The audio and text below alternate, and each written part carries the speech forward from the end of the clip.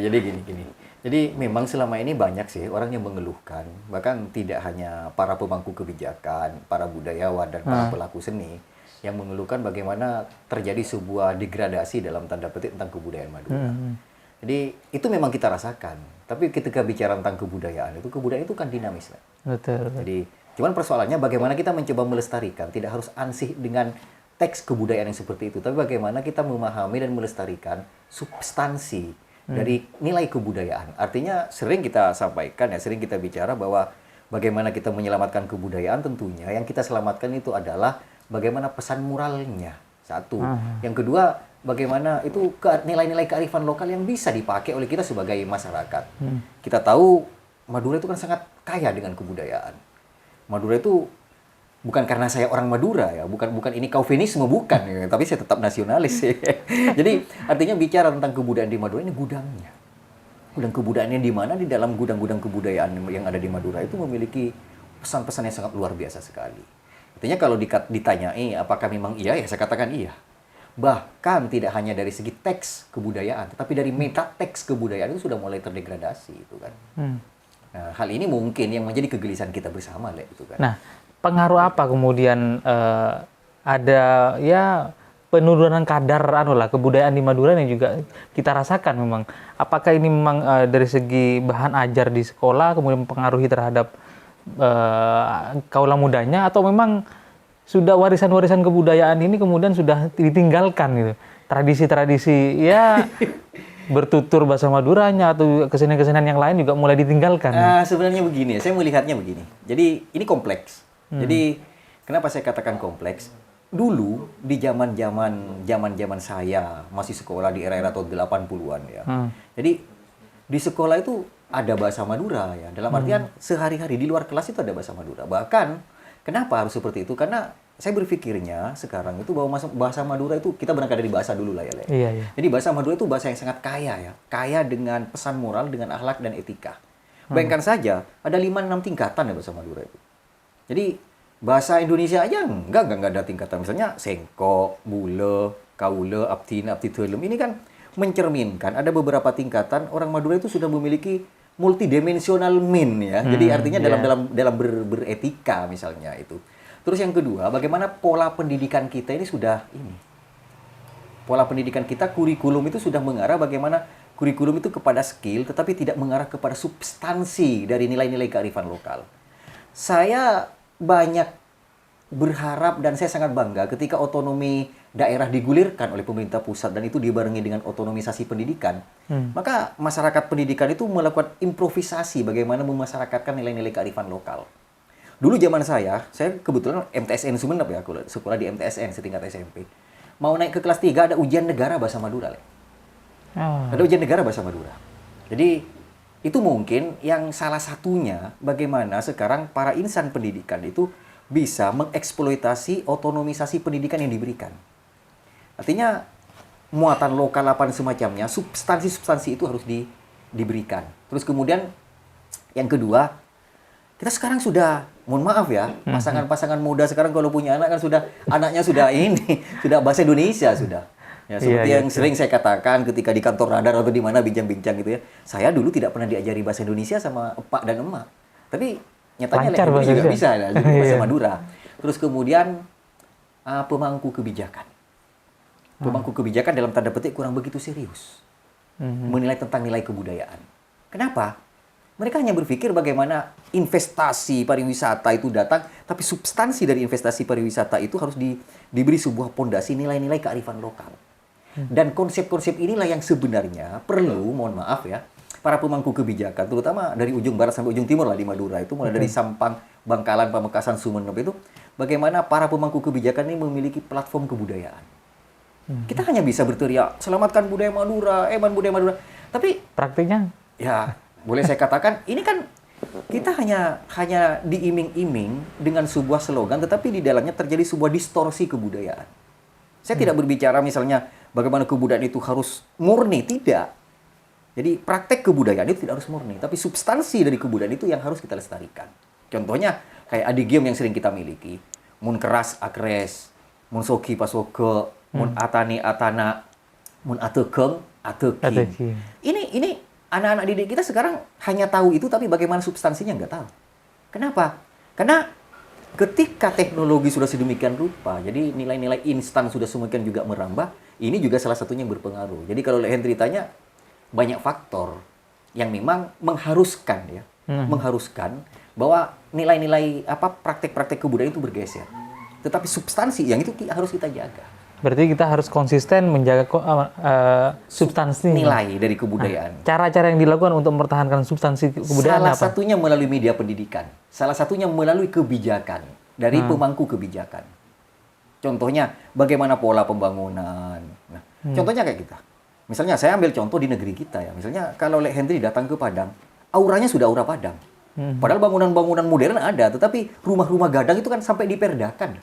Iya, Nah, iya. kayak Lek Henry datang ke Jogja. Joglo, Jogja ya? metropolis. Tapi aura kebudayaan keraton itu muncul. Mohon maaf, kalau kita hanya bangga, wah, saya punya keraton yang lestari se-Jawa Timur hanya di Sumeneb. Tapi masuk ke Sumeneb, kita bingung. Loh, ini kota budaya apa-apa?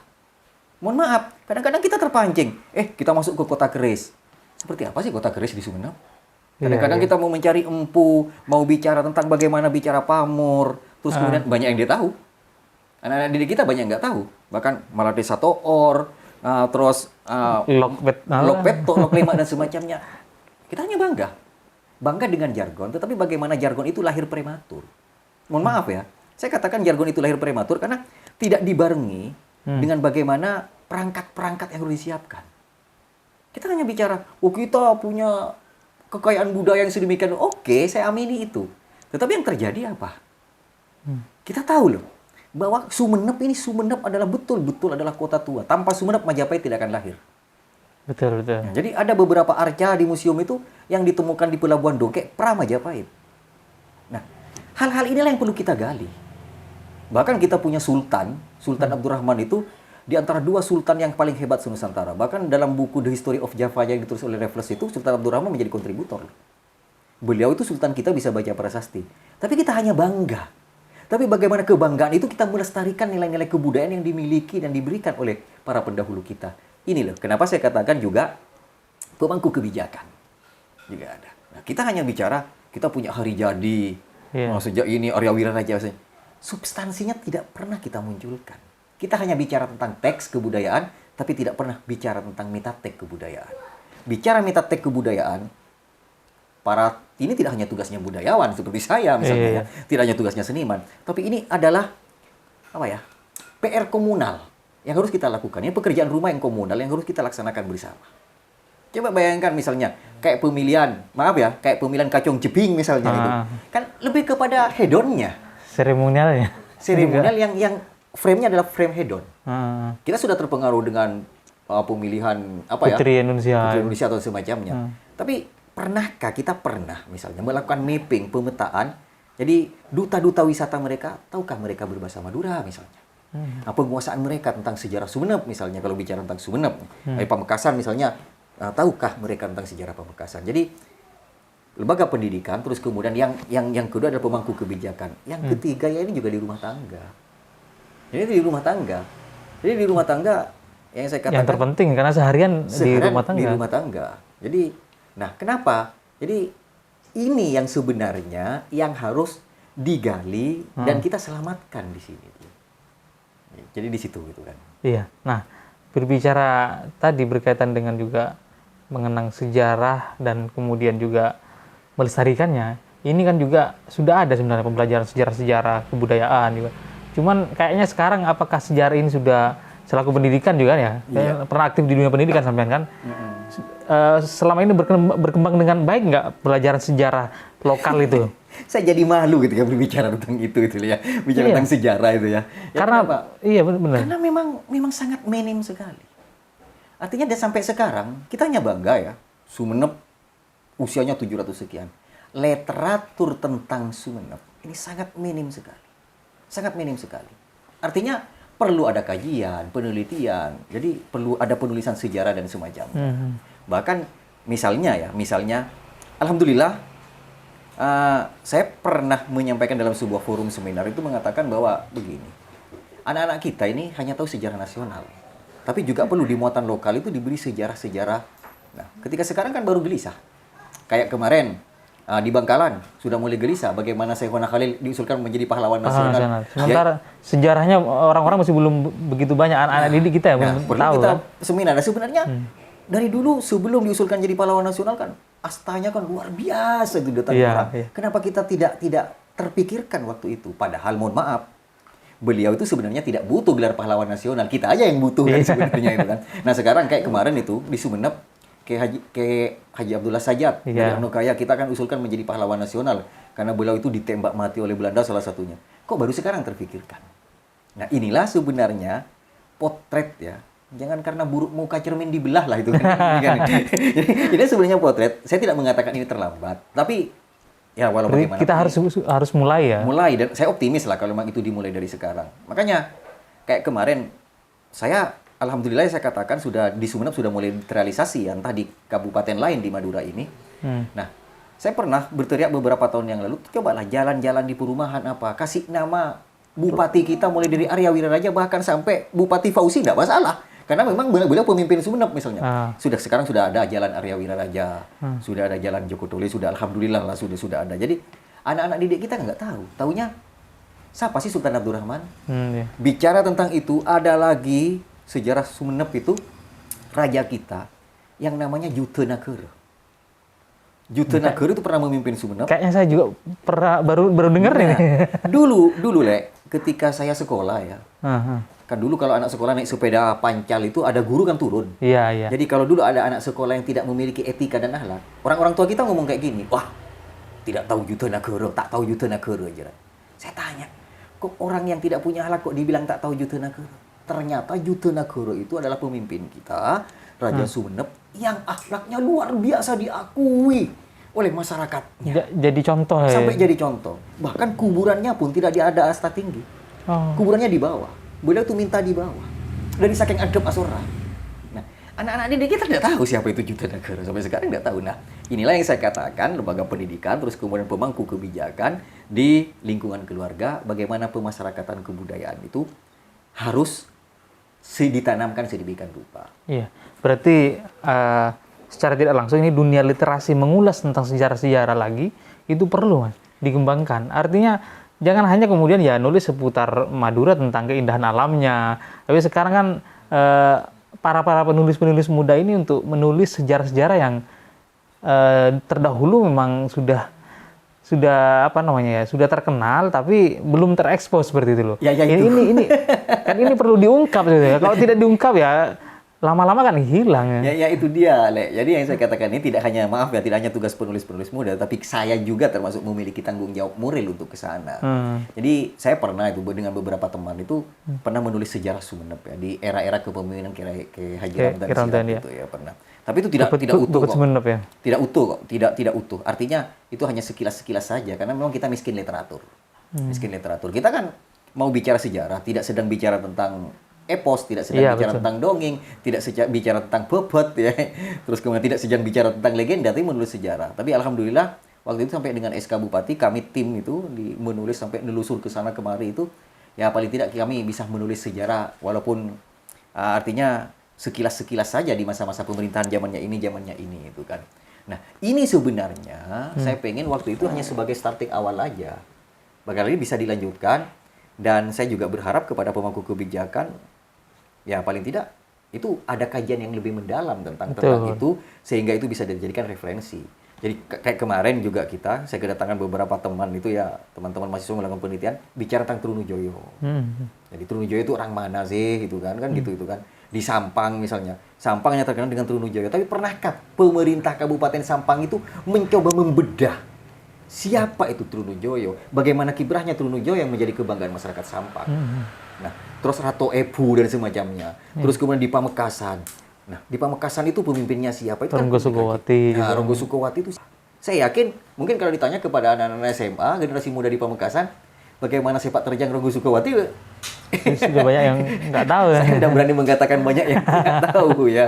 Nah, jadi kayak di Bangkalan itu juga itu ada Syekhona Khalil yang sangat luar biasa yang melahirkan ulama-ulama Nusantara. Ini kan artinya paradigma kebudayaan yang harus kita bangun ya dalam hal sejarah. Terus nilai-nilai kearifan lokal yang beliau-beliau ini wariskan ke kita.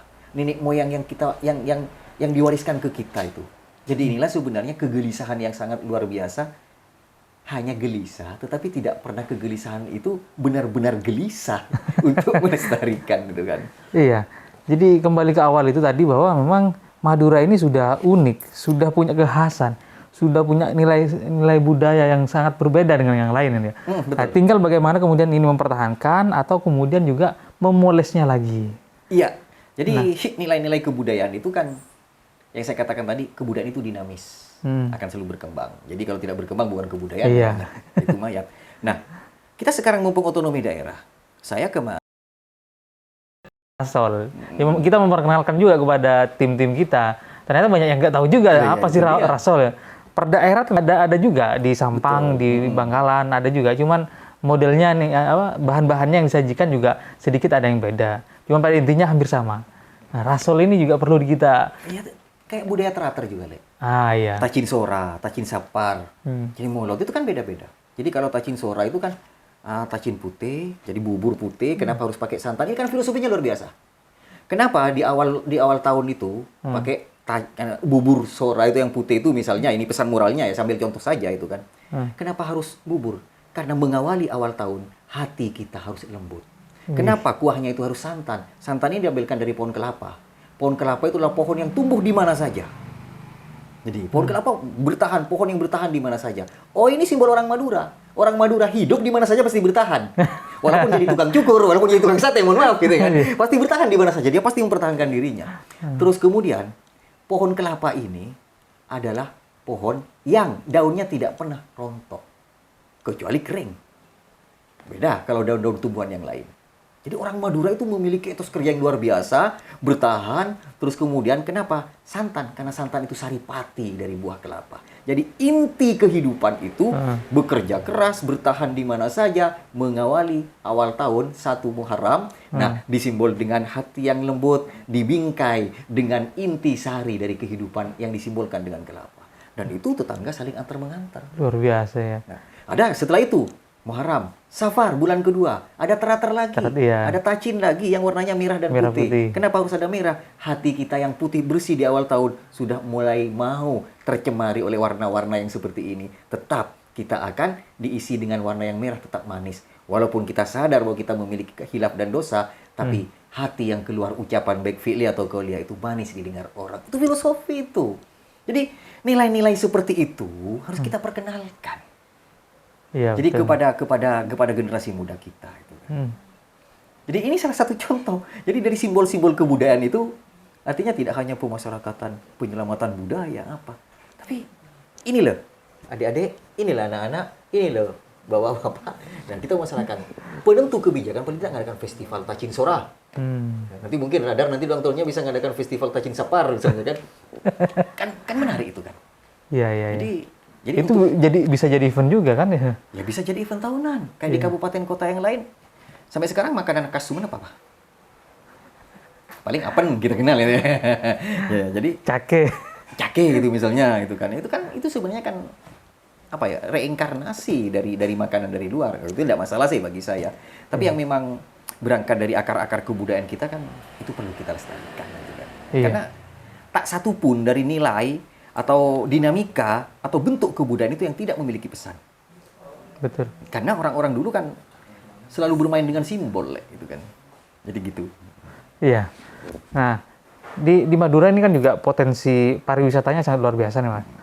Nah, setiap pariwisata yang muncul ketika tidak punya akar budaya, akar tradisi yang kuat, maka dia akan mulai tergerus ataupun juga tidak akan bertahan lama wisatanya. Nah, bagaimana kira-kira memandang Madura dengan perspektif kebudayaan, terutama berbicara pariwisata? Pariwisata ya. Jadi kan seperti ini. Jadi kita berpikirnya begini ya. Bicara tentang pariwisata di Madura itu akan berhasil karena pariwisata itu kan menjual nilai kebudayaan. Loh, kalau kita ada kolam renang terus kemudian ya orang-orang luar ngapain dong di kota mereka ada? Kita melirik ke kabupaten lain dah, ke tetangga kita itu. Ya, mereka kan menjual substansi di nilai kebudayaan. Jadi pariwisata ketika tidak diberi pondasi dengan nilai akar kebudayaan, saya tidak yakin itu berhasil. Kenapa?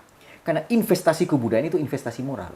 Pariwisata adalah investasi yang memang instan untuk mendatangkan uang gitu kan. Nah, ini dalam bahasa biologi ini tanpa simbiosis mutualisme antara strategi pariwisata dengan akar-akar dan fondasi kebudayaan ini terbangun untuk dikawinkan, saya kok tidak begitu yakin. Kenapa? Karena orang datang ke Sumeneb kan pengen melihat sesuatu yang aneh dan budaya yang ada di Sumeneb. Kalau datang ke sini ada hotel misalnya ya, ada musik rock apa dan semacamnya, ya ngapain datang-datang jauh-jauh ke Sumeneb? Di metropolitan juga ada seperti itu. Nah, kayak sekarang kayak Saronin. Itu kan luar biasa sekali. Kayak Ocung apa misalnya. Terus kemudian saya kemarin berteriak ke KONI. KONI ini kan Komite Olahraga Nasional Indonesia, kan hanya cabang-cabang olahraga yang nasional. Cobalah, KONI harus membentuk cabang olahraga tradisional. Misalnya kayak Salodor, terus kemudian kalau catur kan bedocan macanan apa dan semacamnya, itu kan paling tidak cabur tradisi itu dimasukkan juga oleh KONI, dan itu digali, diteliti, terus kemudian dimasyarakatkan. Nah, ini kan menjadi sebuah jualan pariwisata yang luar biasa. Mungkin Le Henry tahu apa Salodor itu kan? Iya. Terus kemudian bermain main geseng dan semacamnya. Bendengan. Nah, bendengan, ada patel dan semacamnya. Ini kan luar biasa ini kan. Jadi kalau orang datang ke sini untuk nonton sepak bola, wah sudah televisi sudah ada, Manchester United ya ada. Tapi cabang-cabang olahraga yang tradisional yang muncul di Madura, inilah sebenarnya juga harus dikembangkan. Ini sebagai penumpang bagaimana nilai pariwisata di Sumeneb bisa laku. Tanpa itu saya kok pesimis ya bicara tentang itu. Ya paling hanya gregetnya saja itu kan. Mohon maaf, di Madura ini sudah visitnya berapa tahun? Suramadu ada, dengan harapan dengan Suramadu 10 tahun industrialisasi di Madura, terus kemudian pengembangan pariwisata di Madura akan maju. Mohon maaf, ya sampai segini ya fine-fine aja kayak gini. Ya. Ini di Madura juga sangat kaya dengan kebudayaan, termasuk juga kaya dengan potensi alam. Wisatanya juga sangat menarik ya, tidak kalah dengan daerah lain. Nah, konsep apa yang sekiranya menarik untuk memadukan konsep alam dengan kebudayaan Madura? Ya sebenarnya begini ya, saya kalau lebih berpikirnya potensi-potensi alam yang kita miliki, keindahan-keindahan alam yang kita miliki, itu harus disuntikkan ya, disuntikkan potensi alam ini, disuntik dengan substansi nilai-nilai kebudayaan. Terutama bagaimana pelaku seni. Ya ada mapping. Misalnya kayak di Pamekasan, di daerah ini potensi alam yang bagus, misalnya di dataran tingginya di Badur, di situ ada nilai tradisi apa. Nah, dijadikan event. Misalnya, saya ambil contoh misalnya di Sumeneb misalnya ya. Nah, setiap ada event setiap bulan ini ada Ocung misalnya di daerah mana itu. Nah, kebetulan carikan event itu ketika potensi-potensi alam itu memang memungkinkan untuk dijual. Nah, misalnya kayak di Sarongki ada cahe kan? Ada cahe di Sarongki, ada nyater dan semacamnya itu kan. Jadi di situ dibarengi dengan infrastruktur dan potensi alam yang memang bisa dijual. Nah, contohnya kayak di kepulauan, terus kemudian bagaimana kayak di pulau-pulau Sepudi dan semacamnya, itu kan kita kan tidak bisa pernah memperkenalkan itu semua kan.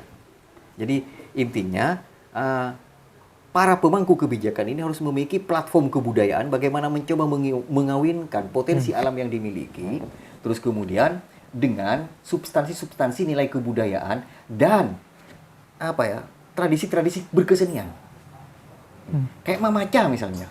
Oke, kalau orang luar pengen tahu Mamaca, masa ketika ada bule kita mendatangkan pelaku, ini kan repot. Jadi ada event, ada mapping, ada schedule tentang bagaimana pentas-pentas kebudayaan yang dibarengi dengan ditempatkan di tempat-tempat wisata yang memang bisa dijual.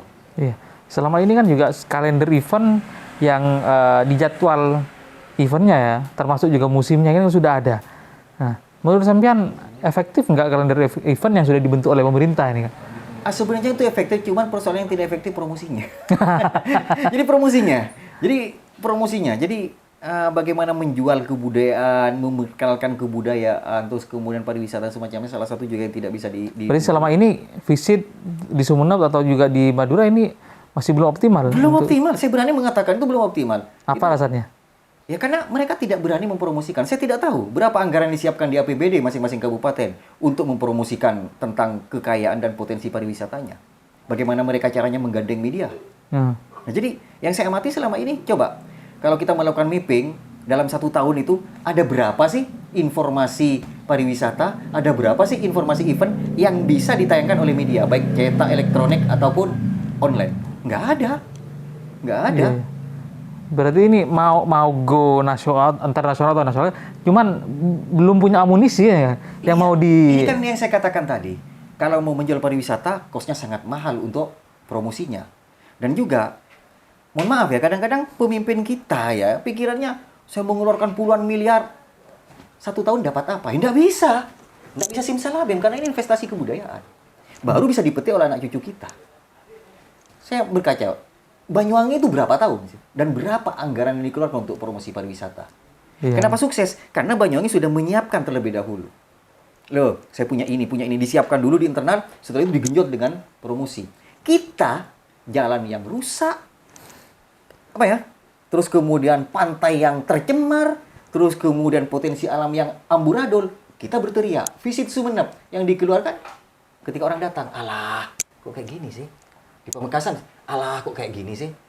Iya. Disiapkan terlebih dahulu. Ibarat orang mau perang, baju zirah, pedang, kita harus siapkan, baru berangkat ke medan tempur. Ini belum apa-apa sudah berteriak, visit.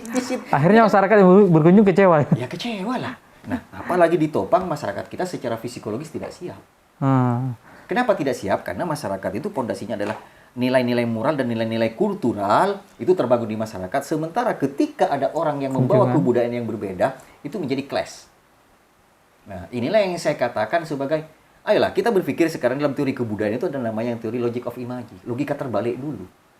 Kita jangan dulu berkuar-kuar, tapi siapkan mental kita, siapkan infrastruktur kita, potensi kita baru.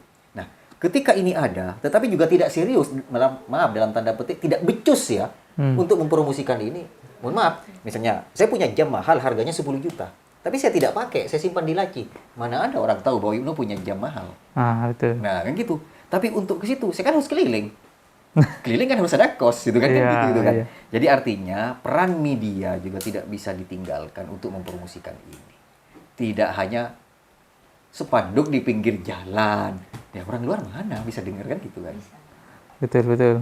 Jadi formulasi ini, dan ini harus duduk satu meja. Seniman, budayawan, pemangku kebijakan, para pelaku wisata, dan juga media. Nah, berbicara wisata Sumeneb kayaknya juga agak susah orang ke Sumeneb ketika kemudian ini tidak disambut oleh kabupaten yang lain. Karena akses daratnya juga kan harus mulai dari Bangkalan, Sampang, Pamekasan. Nah, ketika hanya yang dituju hanya Sumeneb, ini perjalanan jauh juga ya.